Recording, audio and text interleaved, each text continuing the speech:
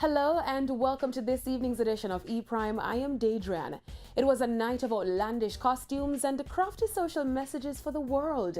Miss Universe held its national costume competition. One of the highlights of the prestigious pageant were all 94 contestants paraded to show national pride.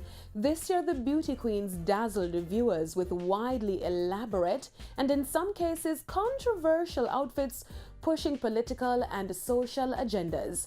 Our very own Emily Madison opted for a more relatable theme for her costume, paying homage to the island's athletic prowess with records in track.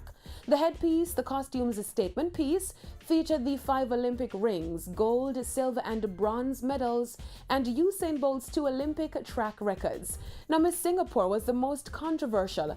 Her dress depicting the historical handshake between the United States President Donald Trump and North Korean leader Kim Jong-un at the World Summit held earlier this year in Singapore.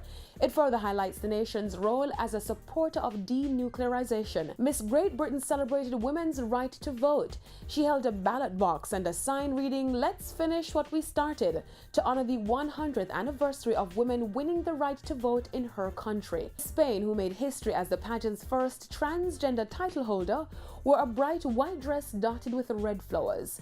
Miss Vietnam dressed as a basket of banh mi, the country's signature sandwich, which is generally made of pork, pickled vegetables, and served on a baguette.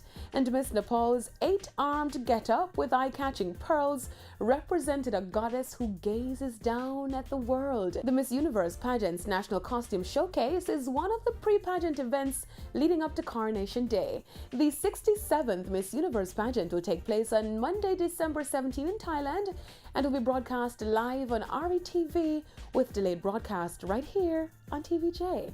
That's it for this evening's edition of E-Prime. I'm Daedrian. Thank you for watching.